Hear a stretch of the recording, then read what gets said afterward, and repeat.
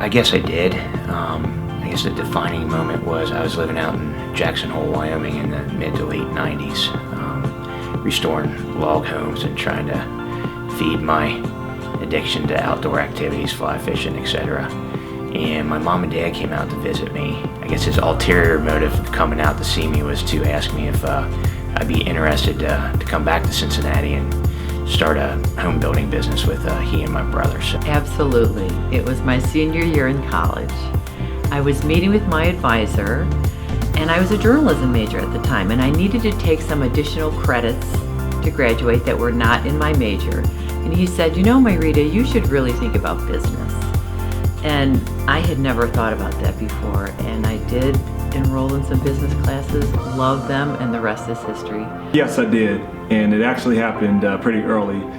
My defining moment was in the 8th grade. I had been in learning disability classes from about the 2nd through the 8th grade, so I struggled early on with academics, was told that I had average or below average intelligence, and my mother still says some words that stick with me to this day. She said, don't let yourself be defined by anybody's narrow expectations. You define yourself for yourself, by yourself. Yeah, I mean, I think there's in anybody's career path, there's a lot of moments that you consider defining, but I had a moment where I was probably midway in a career. I had been in a job for a long time, and of course I'm in social services, so I was disenfranchised with the way I saw the system kind of work.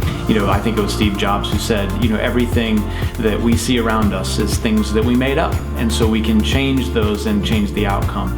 And so that was a defining moment for me.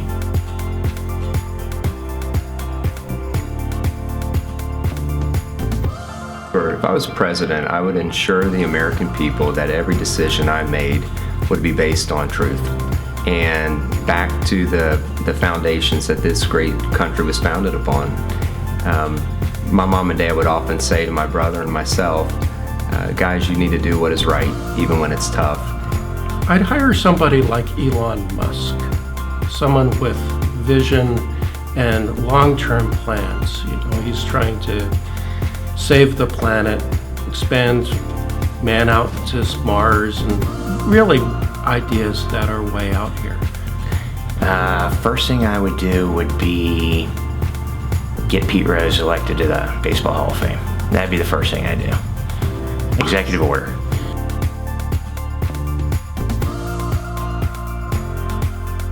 I would think my employees would describe me as a team player, and that everything I do centers on team. It comes out in all of the discussions I have with my one-to-ones, my direct reports, but I really highlight the importance of team. Individually, yes, it's important to do your best, but you cannot win the game without team. I would hope my coworkers and people that I work with, my employees, would describe me as visionary, as cooperative, but I'm sure they would also describe me as persistent, high expectations, but fair.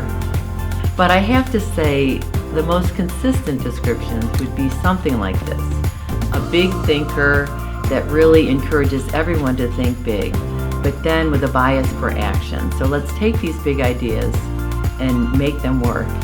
And also, I really want my people to be successful, so I work very hard to help them find their gifts and really feel good about the work they're doing.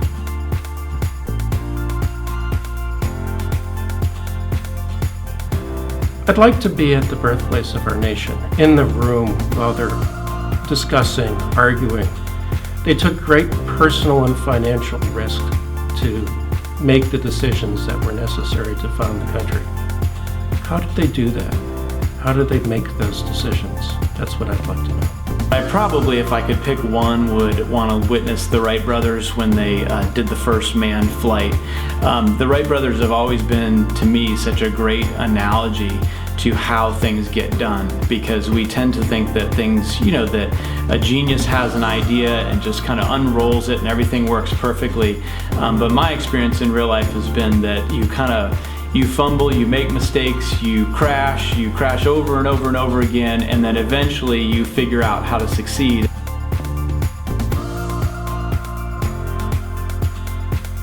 I think this is easy for anyone that's leading a nonprofit 501c3 organization, and that would be someone that would have the superpower to be able to create money at a moment's notice. Well, I think I get to work with people with superpowers every day.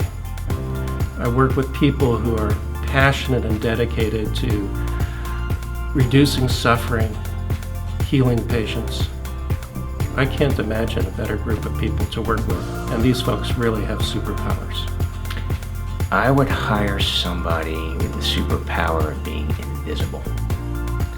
And for the reason I would send them into my competitors' offices and or potential clients and kind of see what they're thinking and what they're saying.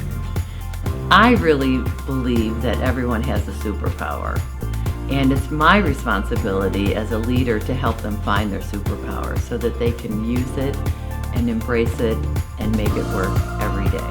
If I could hire someone with a superpower, I think the superpower would be the ability to get people to move past negativity, to move past the barriers that they see, and to be able to open up. So I guess it's the ability to infect the mind and make people not just be limited by their circumstances or just see why you can't do something, but to be able to see how we collectively together can make a greater impact. Well, I had a boss one time that said that self-awareness is a superpower. And so I think that of all the superpowers, and I'm a big fan of superheroes and superhero movies, but I think having someone who's truly self-aware, I think it's such a challenge to be truly who you are and to be aware of who you are and to know also how who you are interacts with other folks. And I see so many times we wear so many masks and put up so many facades in who we are, and it causes all these complicated dynamics. And so I would want someone who just is